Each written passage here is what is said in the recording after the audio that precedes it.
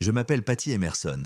Au début des années 1990, j'ai travaillé comme anthropologue en Amérique du Sud lors d'une expédition en Amazonie péruvienne pour enquêter sur une rumeur de tribus humaines non contactées. Quelque chose qui ressemblait à un homme ancien m'a kidnappé. Si je ne m'étais pas miraculeusement échappé, ils m'auraient ramené dans leur tribu et on n'aurait plus jamais entendu parler de moi. J'ai vécu parmi eux pendant plus de 24 heures, difficilement. Lorsque j'ai finalement fait part de mes découvertes à mon groupe, bien que j'ai toujours respecté les principes scientifiques fondamentaux et rapporté avec exactitude ce qui s'était passé, j'ai été rapidement rétrogradé. La plupart des personnes avec lesquelles j'ai travaillé étaient cultivées et intelligentes, mais renfermées. Depuis le collège, je suis à la recherche d'aventures. J'avais envie d'entrer en contact avec des clans humains non contactés et d'en apprendre davantage sur leur société disparue, même si je savais que cela impliquait des risques. De nombreuses personnes ont disparu ou ont été tuées alors qu'elles étudiaient ces clans. De nombreuses tribus sont violentes et cannibales à l'égard de tous les étrangers. J'ai vite compris que la forêt amazonienne est très différente du reste du monde.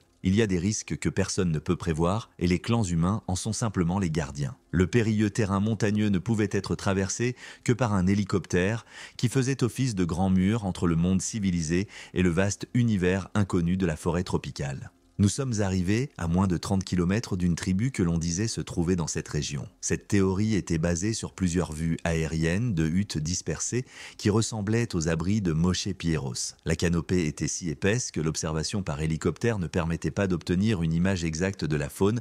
Nous avons donc dû y pénétrer à pied. Nous avons traversé le terrain difficile à un rythme douloureusement lent. Enfin, nous sommes arrivés à un terrain plat pour camper. L'autre femme anthropologue qui m'accompagnait, Sam, avait une tente près de la mienne. Elle était semblable à moi sur le plan spirituel, mais elle mesurait un pied de plus, était plus amicale et plus grande que la plupart des hommes. Ce soir-là, nous étions assis autour d'un feu de camp et Sam n'était pas comme d'habitude. Elle semblait être dans un état de paranoïa que je n'avais jamais vu auparavant. Elle m'a dit « Pat, je crois avoir vu quelque chose à travers les arbres aujourd'hui, mais j'ai besoin de ton avis. La seule personne que je connaisse qui ne me traitera pas de folle, c'est toi. Il se peut que j'aie ressenti la chaleur. » Je l'ai interrompu et j'ai dit « Continuez comme ça. Vous avez vu des étrangers marcher dans ces bois et cela ne m'étonnerait pas, a-t-elle poursuivi. J'ai vu quelque chose d'encore plus grand que moi se déplacer parallèlement à nous vers le coucher du soleil. Il semblait 2 fois plus grand que moi. Elle fit une pause, parlant en attendant ma réponse. J'étais un excellent anthropologue. À cette altitude, quelque chose d'aussi massif ne pouvait pas errer dans la forêt tropicale. Sam, tu es plus grand que moi, donc tu dis que cette chose mesurait 3 mètres. Le climat et le terrain prédisposent certainement au nanisme. De plus, il faut tenir compte de l'inconvénient évolutif que représente le fait de porter une telle masse dans cet endroit. Mais comme tu es mon ami et que je ne cesse d'être curieux et aventureux, la partie de moi qui ne croit pas en la science te fait entièrement confiance. N'y pensons pas pour l'instant, et je serai attentif à différents signes. Vers 8 heures du matin, quelques rayons de lumière ont traversé l'épaisse canopée, la moustiquaire de ma tente et se sont posés sur mon visage. Après un petit déjeuner très peu satisfaisant composé de céréales et de café instantané, nous avons rejoint le reste de l'équipe et nous sommes partis vers l'est, en direction du clan présumé non contacté. Après seulement quelques kilomètres, Sam a regardé vers le bas et a vu une empreinte dans la boue. « Nous allons être damnés », dit-elle en approchant son pied de l'empreinte. Elle était beaucoup plus grande que la mienne. Il y avait une impression humaine colossale dans la boue, mais sa structure était excessivement large et énorme pour que je la considère comme humaine. Elle était également très plate et n'avait pratiquement pas de voûte plantaire. Son gros orteil était décalé par rapport aux autres, à la manière d'un gorille, ce qui indiquait que son propriétaire savait bien grimper. Le reste de l'équipe a été informé, mais les hommes n'ont pas prêté attention à ce que nous avions à dire. Ils voulaient simplement atteindre l'objectif principal le plus rapidement possible. Pour ne pas être distancés, nous devions les suivre. Ce soir-là, Sam et moi sommes furieux. Nous avons installé notre campement à côté d'une chute d'eau qui surplombait une rivière aux eaux vives, serpentant dans la forêt tropicale en contrebas. La cascade était si bruyante que nous avions du mal à nous entendre. J'ai installé ma tente près de celle de Sam une fois de plus. Pour résumer brièvement, dans l'intérêt de Sam, l'un de nous ne serait pas là le lendemain matin. Je suis heureux d'avoir été celui qui s'en est sorti. Le bruit de la chute d'eau à côté de moi m'a bercé jusqu'à ce que je m'endorme, ressemblant à une machine de repos naturelle. Cependant, lorsque je me suis réveillé, il faisait encore nuit et je bougeais. J'étais toujours dans ma tente, mais j'étais soulevé du sol et dans les airs. J'entendais des bruits de pas très forts tout près de moi. J'ai vu une ombre monstrueuse à travers la tente et en levant les yeux, J'ai vu la forme d'une main qui tenait le haut de la tente. Dans la tente, quelque chose de plus de 3 mètres de haut me surplombait. J'ai commencé à appeler à l'aide, mais avec le bruit de la chute d'eau, cela n'a servi à rien. Chaque fois que je criais, la créature qui me portait secouait la tente comme s'il s'agissait d'une maison de poupée et que j'étais la poupée. Je ne pouvais qu'attendre de voir où j'allais finir. La créature montait sans effort le terrain escarpé près de la chute d'eau. Même si j'étais terrifié au plus haut point, ses énormes pattes servaient d'amortisseur. Je dois admettre que c'était un voyage en douceur et que nous avancions à une vitesse incroyable. Je dirais que nous allions au moins à 15 miles par heure. La créature se déplaçait bien. Ce n'étaient pas du tout des animaux. Il y en avait au moins 2 autres avec elle. J'ai utilisé le mot « elle » parce que j'ai réalisé plus tard que c'était une femme qui me portait. Il parlait une langue qui n'avait que des consonnes, comme des échos et des sons avec des notes aiguës périodiques. Si vous les entendiez de loin, vous penseriez qu'il s'agit d'un cri d'oiseau. Je suppose que c'est l'une de leurs adaptations pour se fondre dans leur environnement. Après avoir été tirés sur une distance de 10 miles,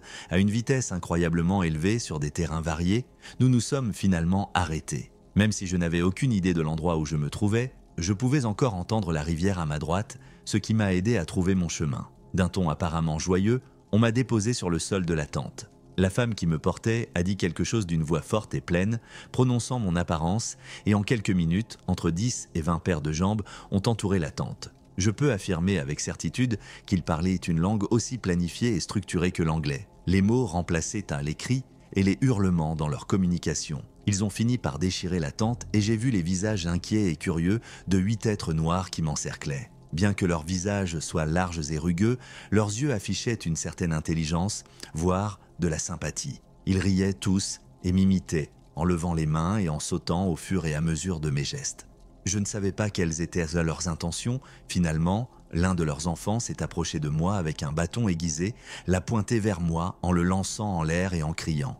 Il était plus grand que moi et devait avoir entre 7 et 8 ans. J'ai fait un effort pour reculer, mais d'autres me suivaient. L'une des femmes les plus âgées l'a pris par le bras et l'a ramené dans leur hutte, semblant le gronder. Lorsque la femme qui portait la tente s'est agenouillée et m'a tendu lentement une fleur, j'ai tendu la main avec une grande peur, je l'ai prise et j'ai fait un signe de remerciement du mieux que j'ai pu. Ils ont tous applaudi et semblé un sourire, ce qui indiquait qu'ils avaient su comprendre. Puis, sans crier gare, elle a tendu ses 2 bras, les a repliés autour de moi et m'a enlacé, me donnant l'impression qu'elle m'étouffait. Alors que j'étais tellement déshydraté que j'étais sur le point de m'évanouir, elle m'a posé à terre et a fait une sorte de mouvement pour m'indiquer de la suivre, ce que j'ai fait. Ils avaient une sorte de petit village qui n'était qu'un assortiment de structures instables recouvertes de palmiers. De plus, il y avait quelques pièges à lance inquiétants dans le sol près du périmètre de leur campement.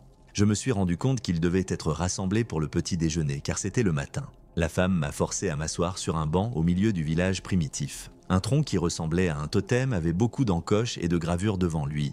Je ne sais toujours pas ce que représentaient la plupart des marques sur ce poteau. La première chose qui m'est venue à l'esprit était un calendrier ou un moyen de se souvenir d'événements importants, comme un site commémoratif. Cependant, certaines inscriptions se ressemblent un peu.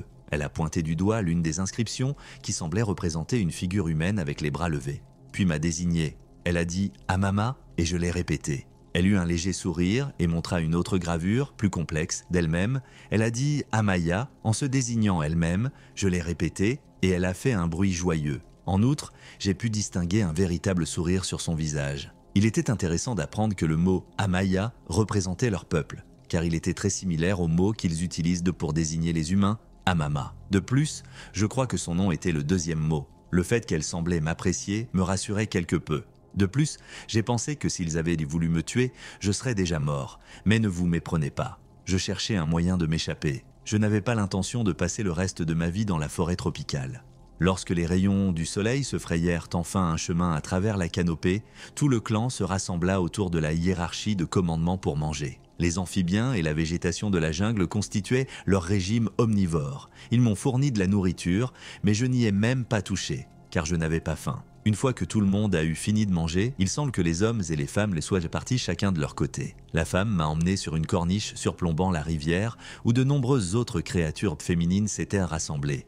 Les femmes ont pêché et attrapé des grenouilles pendant 1 heure. Je ne savais pas trop pourquoi elles insistaient toutes pour m'inclure. Comme si j'étais l'invité d'honneur, elles m'ont tendu ce qu'elles avaient attrapé et l'ont déposé sur mes genoux. Avec beaucoup de soin, ils ont aiguisé des bâtons pour en faire des lances de fortune et m'ont appris à pêcher. Bien que j'ai essayé, je n'ai pas eu beaucoup de succès. Avec beaucoup d'habileté, ils ont collecté des poissons et des amphibiens. Ils m'ont finalement ramené au village. Un jour, j'ai pensé que je devrais peut-être vivre avec eux parce qu'ils avaient de l'air heureux et calme. Cependant, lorsque j'ai pensé à mes compagnons, à l'expédition et au fait que j'étais humain, cette idée m'a vite quitté. Je décidai que le meilleur moment pour fuir était la nuit, quand la plupart d'entre eux seraient endormis. J'ai prévu de tendre l'oreille pour entendre le bruit de la rivière et, si possible, de suivre son cours. J'ai très peu mangé pendant leur énorme festin de midi. Après le repas, ils se sont tous arrangés pour dormir à l'ombre de leur maison. La femelle m'a emmené dans une hutte en bordure du camp. Les heures qui suivirent semblèrent durer une éternité. Lorsque le soleil s'est couché, j'ai mis mon plan à exécution. J'ai rampé lentement hors de ma tente, en essayant de me déplacer silencieusement et de ne réveiller personne. J'ai vu les pièges inquiétants et j'ai évité les zones où je savais qu'ils se trouvaient lorsque j'ai contourné le village. Finalement, j'ai entendu le son apaisant de la rivière. J'ai avancé dans la nuit, dans sa direction. J'étais épuisé et déshydraté lorsque je suis arrivé au bord de la rivière. Cependant, je savais que je devais continuer et que je ne pouvais pas m'arrêter. Je n'étais pas sûr du temps qu'il m'avait fallu pour avancer dans la forêt tropicale sombre, mais le soleil commençait à se lever lorsque j'ai finalement atteint la chute d'eau. Alors qu'il ne restait plus que quelques kilomètres à parcourir, j'ai commencé à courir plus vite qu'avant. Malgré le fait que mes jambes semblaient sur le point de tomber, j'ai continué à courir jusqu'à ce que j'aperçoive enfin le camp où nous nous étions installés et que j'entende les bruits de mes compagnons. Je suis tombé à genoux en m'approchant d'eux et j'ai crié à l'aide. Lorsque les hommes m'ont trouvé, j'étais sur le point de m'évanouir. Ils m'ont soulevé dans une des tentes et m'ont donné de l'eau. Lorsque j'ai enfin repris mes esprits, j'ai vu le visage de Sam qui montrait qu'elle était sincèrement heureuse de me voir. « Je croyais que tu étais mort », m'a-t-elle dit en me serrant dans ses bras. J'ai raconté tout ce qui m'était arrivé au cours de la journée écoulée après avoir été réanimé. J'ai essayé de convaincre l'équipe que je disais la vérité, mais la plupart d'entre eux ne m'ont pas cru. L'histoire que j'ai racontée était trop tirée par les cheveux pour la plupart d'entre eux. J'ai été qualifié de fou et mon travail a été jugé peu fiable. Bien que j'ai été rétrogradé et ostracisé, j'étais heureux d'être en vie et de retrouver mes amis. Je n'ai jamais cessé d'explorer, mais j'étais plus prudent quant à ce que je partageais avec les autres. J'ai appris que tout le monde ne croyait pas à l'extraordinaire, aussi réel soit-il.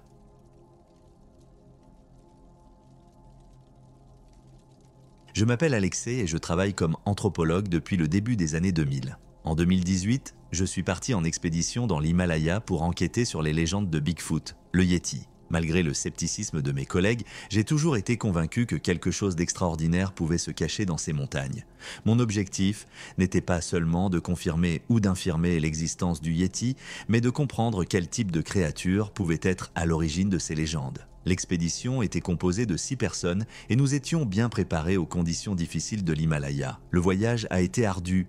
Nous avons traversé des gorges enneigées et des cols glacés, campant chaque nuit dans des endroits isolés pour nous abriter des vents glacés. Un jour, à une altitude d'environ 4500 mètres, nous sommes tombés sur des traces qui n'appartenaient manifestement à aucun animal connu. Les traces étaient énormes, environ 50 cm de long, avec des orteils clairement définis. Nous étions tous surpris et un peu effrayés, mais nous avons décidé de suivre ces traces. Après quelques heures de marche, nous nous sommes retrouvés dans une gorge où le temps s'est figé. Le silence n'était rompu que par nos pas et le fracas occasionnel de la neige. Soudain, j'ai senti que quelqu'un nous observait. À ce moment-là, j'ai cru voir une ombre vacillante.